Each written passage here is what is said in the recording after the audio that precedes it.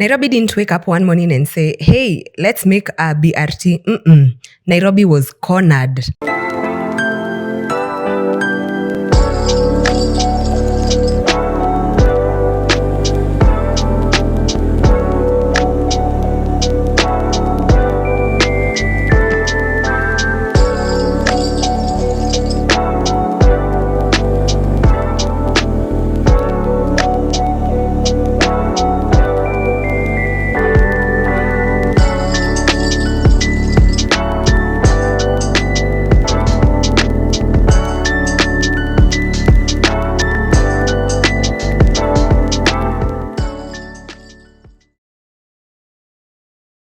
By the early 2000s, the city was choking on its own growth. Cars everywhere, matatus everywhere, no coordination, no priority, and no mercy. A 12-kilometer trip could take 2 hours on a good day. On a bad day, you just cancelled plans and accepted your fate. So planners started asking a dangerous question. What if buses stopped behaving like matatus and started behaving like trains? That's what BRT is. It's not a nicer matatu or something like a bus lane. It's a system. Dedicated lanes, platform-level boarding, off-board ticketing, and high-capacity buses. BRT's one job is to move a lot of people fast, predictably, and every day. By 2006, this thinking made its way into the Nairobi Urban Transport Master Plan. And on paper, it looked beautiful. Multiple BRT corridors, integrated rail, feeder systems, a city that finally moved like a city. But Kenya has a special talent. We can sit on a good idea for over a decade. Nothing happened, no authority, no money, no political appetite to touch matatus, until congestion became embarrassing. Until Nairobi started losing billions in productivity every single year. Until traffic stopped being an inconvenience and became an economic threat. That's when government panicked, politely. And in 2017, they created NAMATA, the Nairobi Metropolitan Area Transport Authority. It sounds powerful, right? Now let me tell you, NAMATA existed, but it didn't really exist. It had no statutory teeth, it had no authority over roads, it had no direct control over treasury, and it had no final say over counties. It was an orchestra conductor with no instruments. Still, something had to move. So government chose a corridor that felt safe. Thika Super Highway. You may ask, why Thika Road? Because it already had space in the median, it already carried massive daily volumes, it connected Ruiru, Kasarani, CBD, and Kenyatta Hospital, and politically, it was easier than touching inner city chaos. This became BRT Line 2. 27 kilometers, 25 stations, high-floor platforms, and dedicated median lanes. On paper, it rivaled systems in Latin America. BRT Line 2, it was never meant to be experimental. It was supposed to be the proof of concept. The line that convinces everyone that matatus can be reorganized, buses can be prioritized, and Nairobi can run mass transit. If Line 2 worked, everything else would follow. If it failed, the entire BRT idea would be poisoned. That's the weight this project was carrying. In November 2019, NAMATA awarded the construction contract. It was a Chinese-Kenyan joint venture led by Stekol Corporation. The initial value was 5.6 billion shillings, but after later revisions, it was 8.6 billion shillings. The target timeline was about 36 months, that's 3 years. By 2022, Nairobi was supposed to be boarding BRT buses on Thika Road. That did not happen. It's worse. It's a systems failure, an institutional collapse, and a slow-motion derailment caused by weak authority, bad procurement choices, funding mismatches, and politics pretending to supervise engineering. Nairobi failed BRT because governance failed before concrete ever could. By the time construction began on Line 2 along Thika Road, the technical questions were already answered elsewhere in East Africa. Salaam had answered them. And Nairobi chose not to listen. Now there's something called the illusion of we are building. When people see pillars on Thika Road, they think progress, but infrastructure doesn't fail at the station, it fails at the institution. By 2019, Nairobi's BRT Line 2, it had signed a contract, you remember, the Chinese-Kenyan joint venture contractor, and the price tag there was 5.6 billion shillings. And don't forget, there was political pressure to move fast. What it didn't have was the one thing BRT can survive without, a strong legally empowered authority. NAMATA existed, but it had no teeth. We said this in part 1. It had no statutory power, it had no financial autonomy, and it had no authority over Kenha, counties, or treasury. So from day one, this project was being pulled apart by invisible hands. One corridor, too many bosses. Thika Road alone required coordination between NAMATA, Kenha for highway works, KURA for abandoned interfaces, NTSA for traffic and enforcement, Nairobi County, Kiambu County, and National Treasury. The mistake that Kenya made was that there was no single command structure. Everyone could delay, no one could override, every permit became a negotiation, every redesign became a meeting, and every delay became someone else's responsibility. Compare that to Dar es Salaam. Dar es Salaam did one thing differently, and it changed everything. They created a statutory, autonomous BRT authority before construction. Yes, you heard that right. They didn't construct it during construction and not after construction, before construction. That agency controlled procurement, payments, operations, and coordination with highway agencies. When DAR approved a design, it moved. When DAR certified work, money flowed. No begging treasury, no political standoffs, and there was no waiting for the next financial year. That was Nairobi's original sin. Procurement. Then came the decision that would quietly doom Line 2. Instead of open international competitive bidding, Nairobi single-sourced the contractor. That immediately created three problems.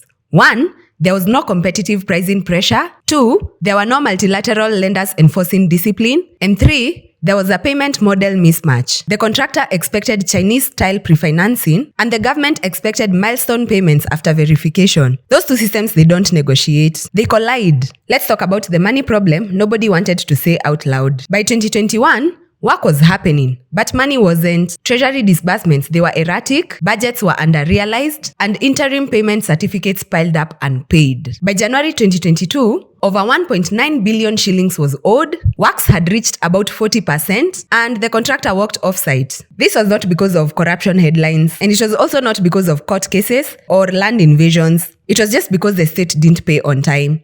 That's it. Now, allow me to explain why this was a failure, but it wasn't theft. People want a villain, they want a scandal, they want a theft story. But you see this one? This one is worse. This was a systemic governance collapse. The audits later confirmed. 1, the work done was real. 2, the money already paid matched certified progress.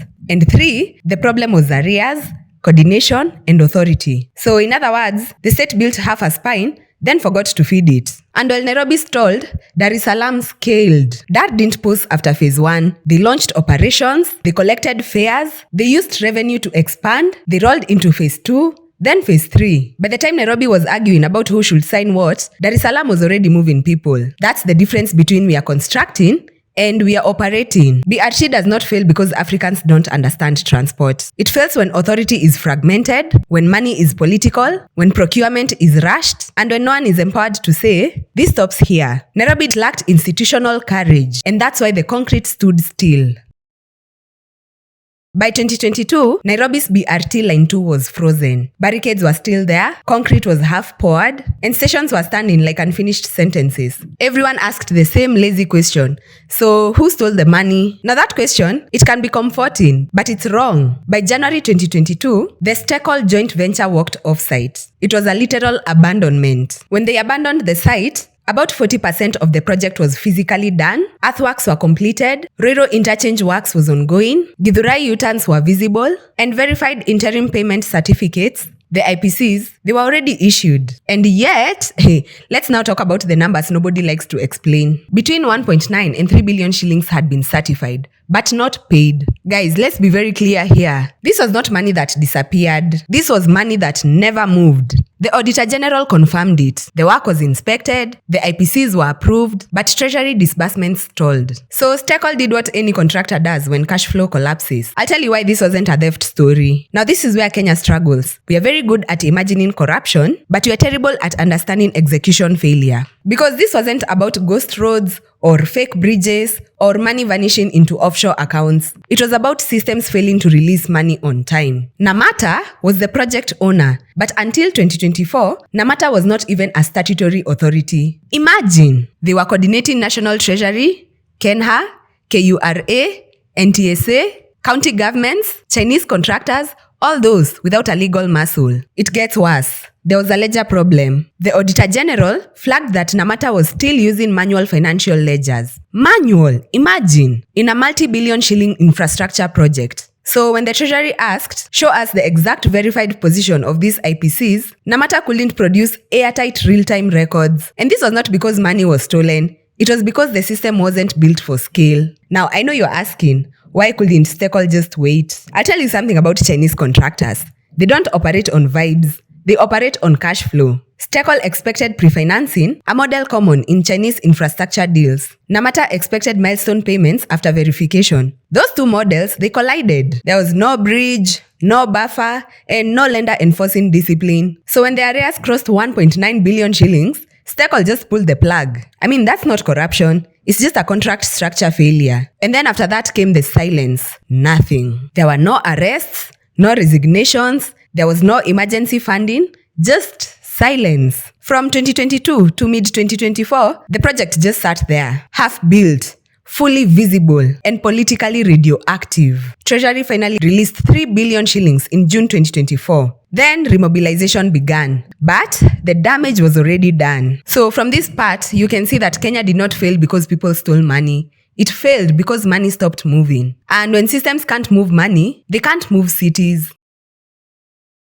Because while Nairobi was still arguing, Dar es Salaam was already moving people. That alone should disturb you. Because this is the same continent, the same chaos, the same minibuses, the same corruption stereotypes, but a very different outcome. It's like Dar es Salaam didn't try BRT. They just decided. Tanzania didn't wake up one day and say, let's test a pilot. In 2003, the government created something Nairobi never had the courage to create. The DART agency. This was not a department, it was not something like a task force, and it was also not a committee reporting to 3 ministries. This was a statutory authority. What this means is, it had legal power. It also controlled planning, it controlled procurement, it controlled operations. I mean, there was no begging for Kenha, there was no fighting KURA, and there was no waiting for treasury moods. One boss, one chain of command. That alone changes everything. Money came with rules, not vibes. Dar es Salaam didn't fund BRT the Kenyan way. There were no Kenyan talks like we'll see the next financial year. They locked in World Bank and BADEA funding. You can call it Badia. And this was about 287 million. Now, this is the part that Nairobi never copied. That money was released in tranches, tied to verified construction progress. You see, no milestone, no money, no paperwork games equals to no excuses. Contractors couldn't abandon the site because payment schedules were predictable. The government couldn't staff the project quietly. Everyone was boxed in. That's discipline. So phase 1 actually happened and construction started around 2012. By 2016, Dar had something Nairobi still doesn't have today. 20.9 kilometers of segregated BRT lanes, 29 proper stations, off-board ticketing, control centers, real depots, and most importantly, buses. And I'm telling you, not concept buses and not these PowerPoint buses. 210 articulated buses running daily. People were boarding, fares were being collected, data was flowing, the system was alive. The operations changed the city. Dar es Salaam's BRT didn't just look good. It worked. There were commercial speeds around 25 kilometers per hour. There were over 160,000 passengers a day. There were reliable schedules. There was no fighting for space with minibuses. And because it worked, it did something magical in African cities. It earned political protection. Once people depend on a system, shutting it down becomes politically suicidal. That's the shield Nairobi never built. Stakeholders were handled, not ignored. Dar es Salaam didn't pretend daladalas would disappear. They negotiated. Some were absorbed as feeders, some were compensated, and some were pushed out early. Was it perfect? Nope. But it was decided. In Nairobi, matatus were ignored until they became saboteurs. In Dar es Salaam, they were dealt with before launch. Governance beat money. Now, Dar es Salaam didn't succeed because it had more money. Kenya had spent more on roads that do nothing. Dar es Salaam succeeded because authority was clear, funding was disciplined, and decisions were insulated from daily politics. That combination is rare in Africa. And when it happens, things move. And then phase 2 came. Because phase 1 worked, phase 2 didn't feel risky. By 2025, Dar es Salaam had expanded further. There were more corridors, more buses, more riders, and all this was not because they were smarter. It's just because they finished what they started. This is where Nairobi should feel embarrassed. It's the same idea, it's the same continent, and it's the same problems. One city built infrastructure, and the other built systems. And systems always win. That's why Dar es Salaam isn't explaining BRT. It's running it. Now, Kampala is what happens when a city knows what it wants to do, but never crosses the line into actually doing it. You might think Uganda ignored BRT. Nope.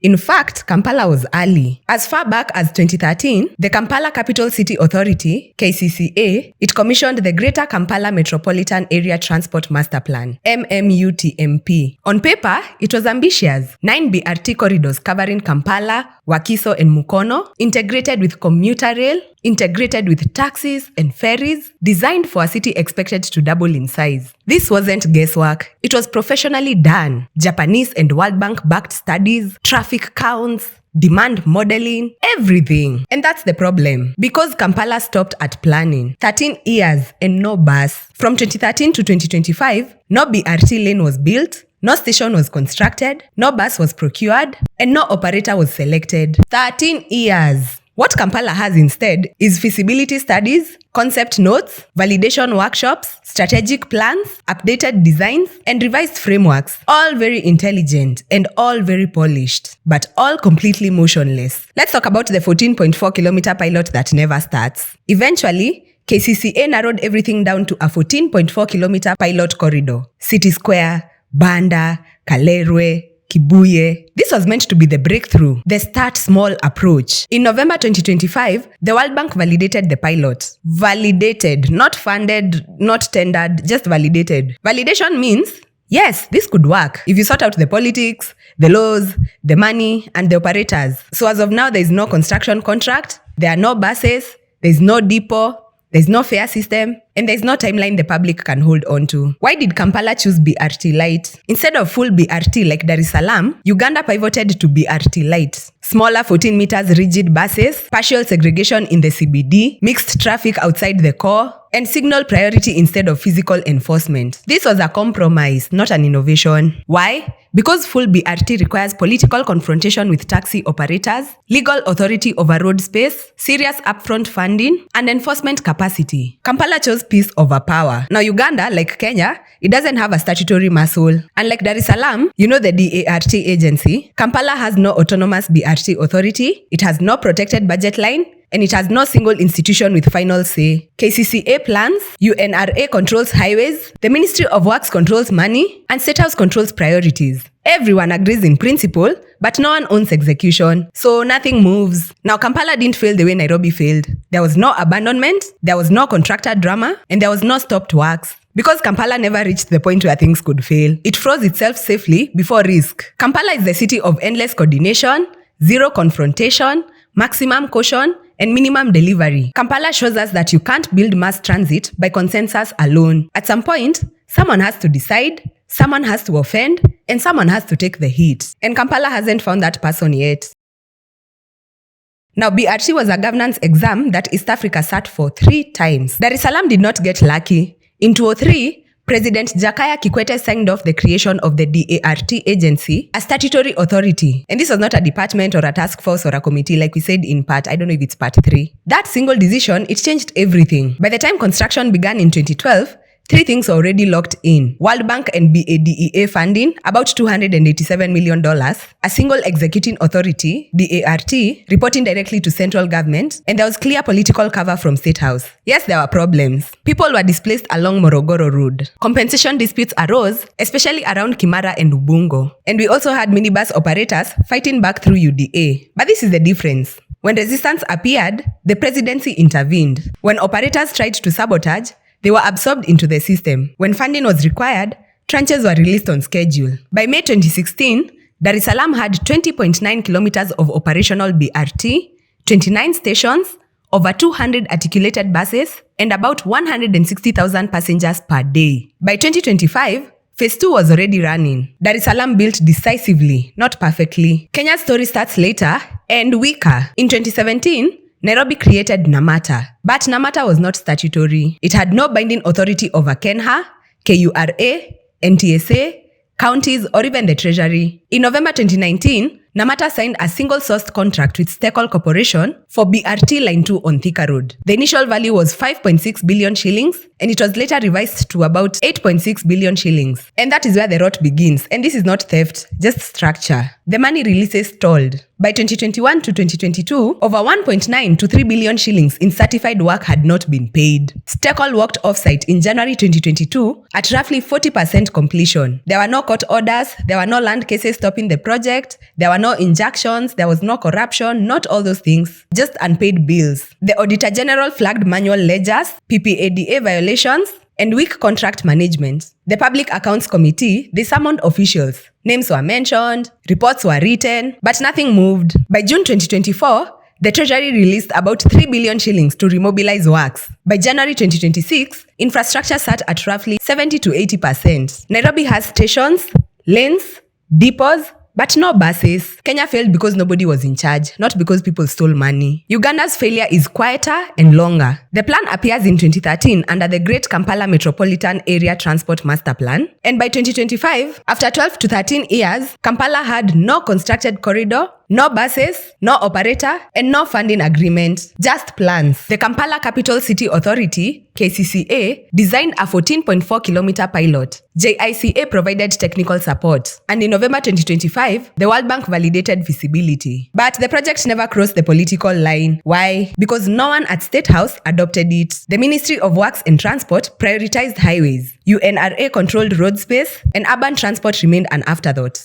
So Uganda downgraded the version from full BRT to BRT light, smaller buses, mixed traffic, and fewer guarantees. This is like a retreat, not an innovation. So you see, Kampala didn't fail publicly like Nairobi. It just failed by never committing. So as we conclude, we see this is the same idea, the same region, and different outcomes. Tanzania had political insulation, BRT runs. Kenya had fragmented authority, BRT stalled. And Uganda, it had planning without power, BRT frozen. So this one is not even about engineering because all three countries, they had engineers. It was also never about money because all three found money at some point. It was about who could say, this will happen and no one can stop it. Dar es Salaam had that voice, Nairobi didn't, and Kampala still doesn't. That's it on the BRT systems here in East Africa. You've seen what has failed, what has worked, and what we need to do if we need better systems on our roads, especially here in East Africa. Okay guys, that's it for this video. I'll see you guys in the next episode as we look at another system.